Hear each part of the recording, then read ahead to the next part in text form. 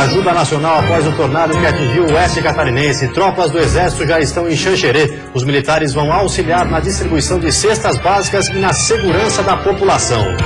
Solidariedade. Várias cidades catarinenses estão arrecadando donativos para as famílias atingidas. E para quem presta socorro, a emoção também é grande. Pessoas mortas, feridas, crianças sem ter um local quente para dormir. Então é isso aí. De olho no prazo final, apenas 45% dos contribuintes catarinenses enviaram a declaração do imposto de renda. Polêmica no Congresso. Lei das terceirizações divide a opinião de especialistas em Santa Catarina. E ainda no esporte, Figueirense pode perder jogadores importantes para a primeira partida da final contra o Joinville. O retrospecto entre os dois times nesta temporada é favorável ao JEG, mas o tricolor sabe das dificuldades de vencer no Orlando Scarpelli. O Band Cidade desta quarta-feira já está no ar.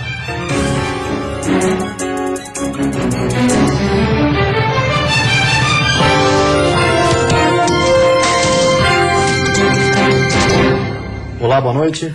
Olá, boa noite. O Exército já está em Xanxerê para ajudar os atingidos pelo tornado. Cerca de 200 militares auxiliam na distribuição de cestas básicas e na segurança da população. 200 soldados fazem uma força-tarefa para carregar os caminhões com água e cestas básicas. Os mantimentos são encaminhados para os bairros mais atingidos pelo tornado, que deixou cerca de 11 mil desabrigados e desalojados. Uma assistente social acompanha os militares para fazer um cadastro das vítimas que receberão ajuda. Temos 140 militares entregando donativos e 36 militares nas ruas recolhendo entulho e os destroços que destruíram a cidade. Arroz, feijão, óleo, leite e água são alguns dos 20 itens enviados na cesta básica para as famílias. Ainda com falta de luz em algumas partes da cidade e dificuldades no abastecimento de produtos básicos. Dona Salete está mais tranquila porque recebeu água para beber e fazer comida. Sem água a gente não vive, sem comida tu fica até 8 dias, mas sem água... E a água da chuva que a gente pega para fazer comida, eu acho, pode ser que esteja limpa, mas não é tratada, né? Estava olhando ali que tem que ter leite, né? E eu hoje estava com uma vontade de um leite, vai aonde? Tiago é professor e a escola em que ele trabalha fez um mutirão para ajudar. Um grupo de pessoas veio para cá, outro grupo foi ajudar os próprios familiares e cada um está ajudando da maneira que pode, né? Um pouquinho de cada, a gente consegue ajudar muita gente que precisa, né? Cerca de 300 voluntários auxiliam na separação das roupas e montagem das cestas básicas, entre eles Dona Nilce, de 80 anos. A gente tem que ajudar. Sempre foi disposto a ajudar desde quando nós era mais novo. O pai e a mãe ensinou assim, não é? Você continua.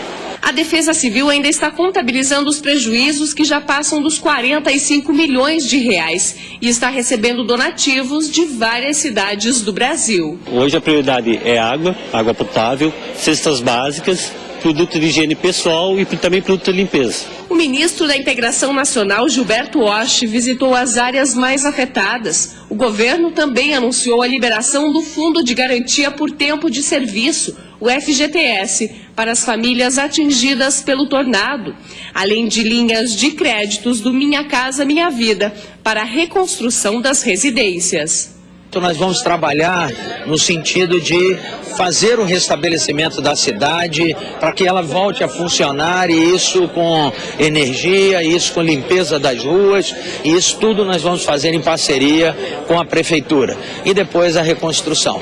Os 2 mortos pelo tornado que provocou ventos de até 200 km por hora foram enterrados hoje. Dos mais de 120 feridos, 10 seguem internados, 3 em estado grave.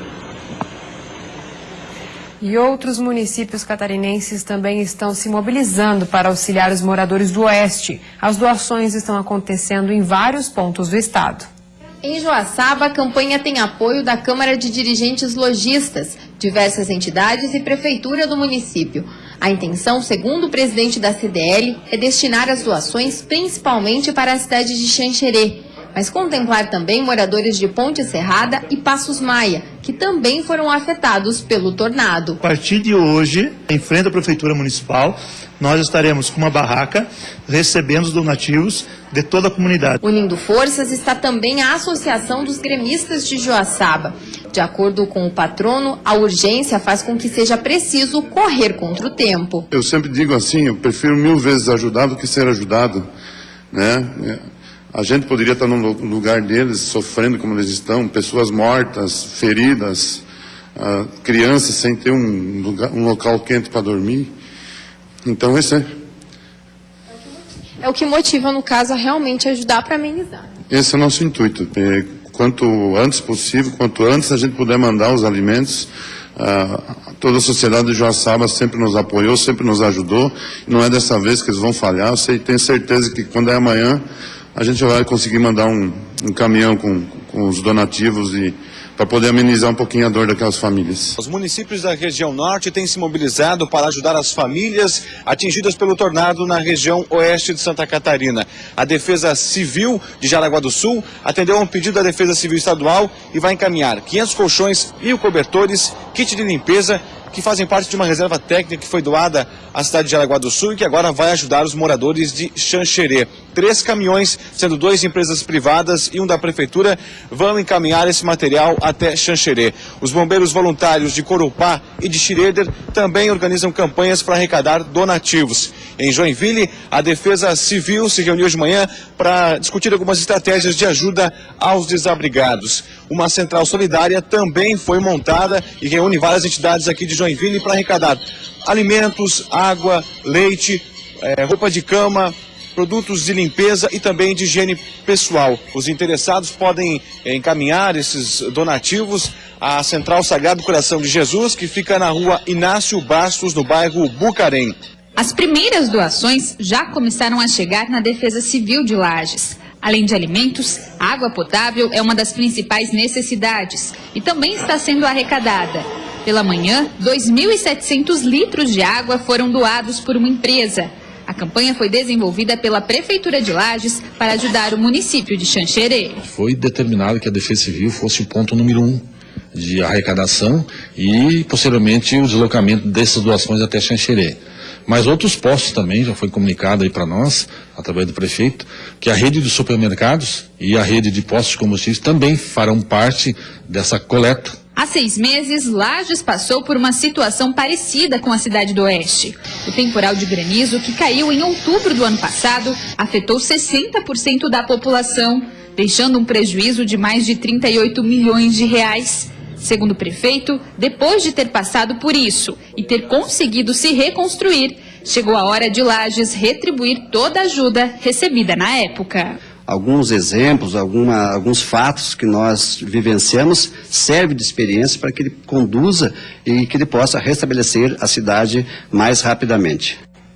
No próximo bloco seguem as buscas pelos suspeitos de terem incendiado um ônibus na capital. E ainda diminuindo a fila, pacientes do SUS participaram hoje de um mutirão de cirurgias reparadoras.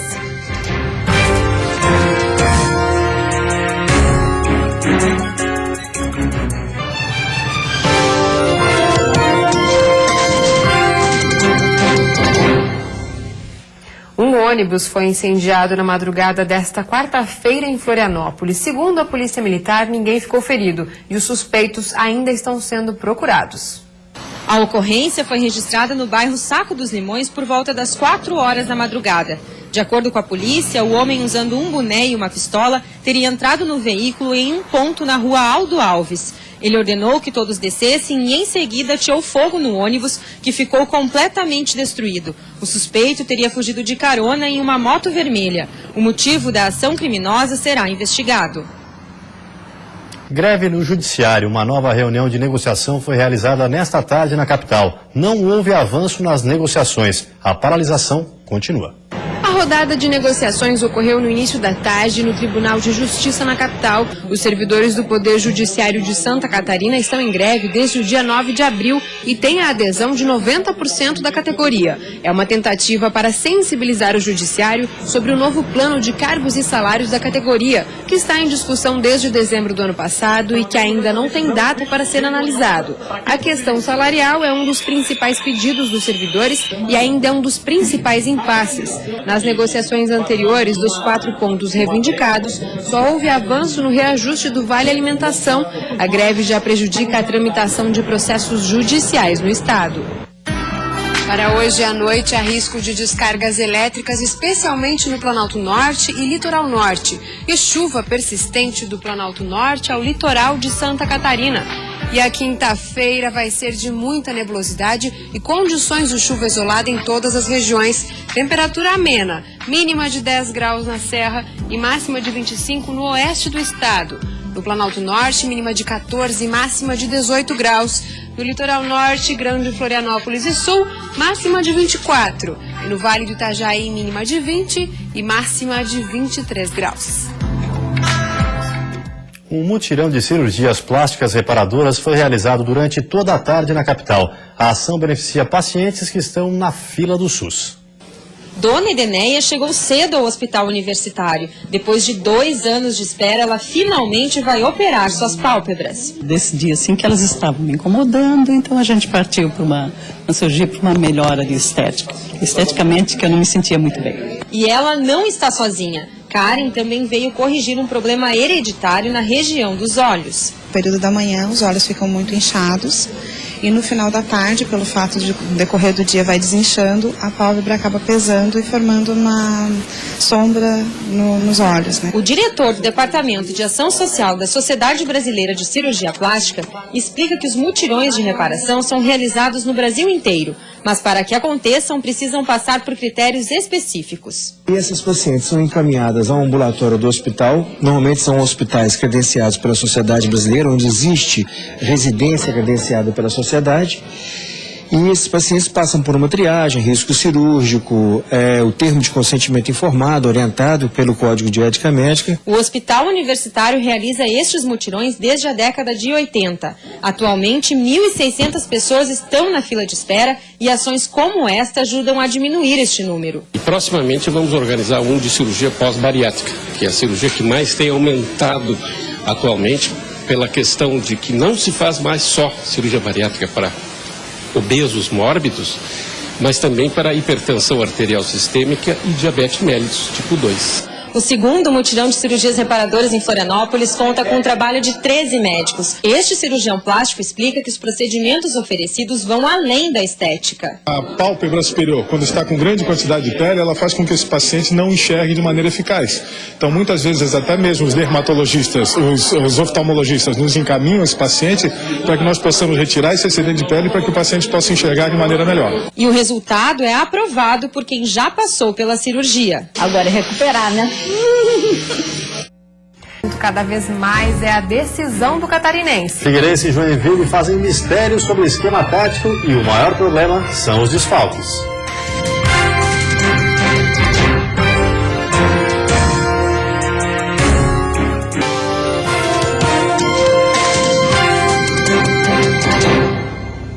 Futebol, o Figueirense pode ter mais 2 desfalques para o primeiro jogo da decisão. Tudo vai depender da justiça desportiva. É uma semana diferente, ninguém quer correr riscos, mas por outro lado, alguns precisam mostrar serviço. Afinal de contas, há vagas abertas para o time da final. Com Leandro Silva e Rafael Bastos praticamente descartados para o primeiro jogo, a lateral direita e a vaga de armador das jogadas estão disponíveis para a decisão. Por enquanto, Jefferson e Derete aparecem como principais candidatos. O nosso time é muito bem equilibrado. Quem ele coloca sempre dá resultados bons. Mesmo com um grupo equilibrado que tem dado conta do recado, o Figueira pode ainda perder 2 importantes peças para a decisão.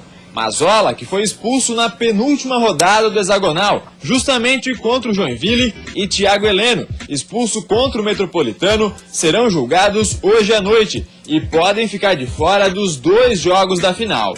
Mas além da decisão sobre os jogadores que vão ou não a campo, outro fator importante precisa ser levado em consideração para essa final: a invencibilidade do Figueira dentro do Scarpelli neste ano. Em 11 jogos, foram 2 empates e 9 vitórias. É uma coisa que nos dá muita confiança, né? O fator caso você está invicto esse início de temporada todo. Pensando nisso, qual seria então um bom resultado para esse primeiro jogo, Alex? Se a gente ganha de 1-0 aqui, já está de bom tamanho, né? Claro que se fazer um resultado maior, elástico, vai nos ajudar mais. Mas a gente tem que primeiro se concentrar em vencer. O retrospecto entre os 2 finalistas do Catarinense nessa temporada é favorável ao Joinville, mas o tricolor sabe das dificuldades de vencer no Orlando Scarpelli. O duelo contra o Figueirense neste campeonato catarinense tem um retrospecto positivo para o Joinville. Foram 2 vitórias e uma derrota em 3 partidas disputadas. O problema é que no Orlando Scarpelli, local do primeiro jogo da decisão, o Jack não conseguiu vencer o Figueira. E mais, as lembranças de uma final de campeonato no Scarpelli ainda assombram o elenco do Joinville, principalmente pela forma como o Figueirense começou o segundo jogo da decisão no ano passado, com 2 gols em meia hora de jogo.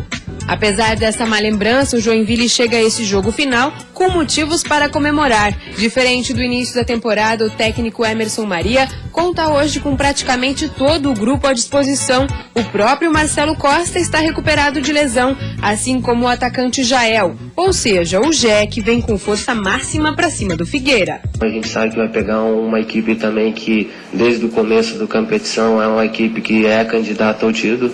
Então a gente tem que entrar com toda atenção, mas o grupo todo pronto, o grupo todo à disposição do Emerson. Isso nos fortalece também nós jogadores, que temos mais companheiros para estar junto nessa batalha. Uma baixa certa no Jack para a primeira partida é de Wellington Saci, suspenso dessa primeira partida por ter tomado o 3º amarelo e ainda o vermelho no jogo contra o Figueira na penúltima rodada do hexagonal. Ele será julgado hoje à noite e pode ficar de fora também do segundo jogo da decisão. E a seguir, imposto de renda. Faltam poucos dias para o prazo final da entrega da declaração e milhares de catarinenses ainda não prestaram contas. E ainda a Câmara retomou hoje a votação da lei das terceirizações. Nós voltamos já.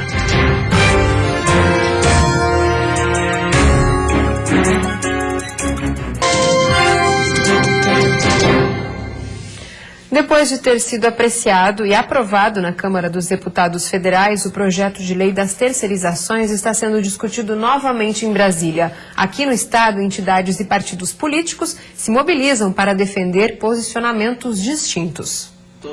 Para o presidente da Federação das Indústrias de Santa Catarina, a proposta vai regulamentar a atividade que hoje já acontece em diversos setores no país. Se aprovada, segundo ele, também vai diminuir custos ao empresário, que não precisará ter em seu quadro de trabalhadores permanente a mão de obra que só é necessária em algumas ocasiões. A Fiesc defende que houve muita polêmica em torno da proposta e que ela não é ruim para os assalariados, já que a responsabilidade será compartilhada entre os 2 contratantes. Muitas vezes a confusão se origina da falta de conhecimento sobre esse projeto de lei. Ele é um projeto de lei importante, está sendo discutido há muitos anos, ninguém pode dizer que é um projeto novo, que não teve oportunidade de conhecê-lo em profundidade. A terceirização é boa para o trabalhador, é boa para as empresas, claro, mas é boa para o trabalhador e boa para o Brasil. Mas para a deputada estadual Luciane Carminati, do PT, os prejuízos podem ser enormes se a lei passar pelo Legislativo. Segundo ela, 4 a cada 5 acidentes de trabalho acontecem com terceirizados. A carga de trabalho por semana é de, em média, 3 horas e meia maior, além da alta rotatividade e dos salários que ficam abaixo do normal. Todos os deputados federais do Partido dos Trabalhadores votaram contra o projeto de lei na sua primeira análise na Câmara. Com isso, nós teremos a fragilidade nas relações trabalhistas e a relação que hoje é patrão e empregado passa a ser patrão, contratado e subcontratado. Nós entendemos que a lei da terceirização, ela não vem para beneficiar nem mesmo o trabalhador e muito menos a sociedade. Atualmente, o Brasil tem cerca de 12 milhões de pessoas trabalhando de maneira terceirizada, mas em poucas categorias e em locais onde as empresas não poderiam exercer essas funções e, por isso, contratam outras para fazer. São as chamadas atividades meio. Agora, pela proposta, a terceirização pode ser estendida a qualquer tipo de empresa, mesmo que sua atividade fim seja repassada a outro empresário. Especialistas estão receosos com os efeitos que a medida pode causar, como os ministros do Superior Tribunal do Trabalho, que temem o excesso de novas demandas judiciais. Para entrar em vigor, a lei ainda precisa ser aprovada pelo Senado e ter a sanção da presidente Dilma Rousseff. Pouco mais de 14 milhões de contribuintes no país prestaram contas com a Receita Federal. Em Santa Catarina, apenas 620 mil fizeram a declaração. Em Santa Catarina, são cerca de 1.080.000 contribuintes, mas apenas 45% deles enviaram a declaração do imposto de renda. De acordo com esse contador, muitas dúvidas ainda persistem. Tem que prestar atenção, se eu ganho um valor de R$ 1.711 por mês, eu estou isento. A partir desse valor, eu estou obrigado a declarar. Há alguns detalhes também que devem ser considerados, a questão das férias, a questão do 13º, que isso soma no teu salário. Então, você tem que ficar atento ao informe de rendimentos que a empresa é obrigada a entregar para cada funcionário. Então, até o dia 28 de fevereiro de cada ano, o funcionário deve receber um informe de rendimentos. Nesse informe vem todo detalhado os rendimentos tributáveis, os rendimentos isentos, tributação exclusiva na fonte. É com base nesse informe que você vai saber se você está obrigado ou não a fazer a declaração de imposto de renda. No site da Receita Federal, o contribuinte encontra o programa gerador, tira dúvidas e até um aplicativo que serve para rascunho da declaração. Não deixar a declaração para o último dia evita imprevistos como o sistema congestionado. A perda do prazo implicará em multa de no mínimo R$ 165 ou 20% do imposto devido, prevalecendo o menor valor. Quem quer mais facilidade pode contar com a ajuda de um contador. O serviço varia em média de R$ 40 a R$ 100. E vem aí o Jornal da Band. Uma ótima noite para você e até amanhã. Boa noite, até amanhã.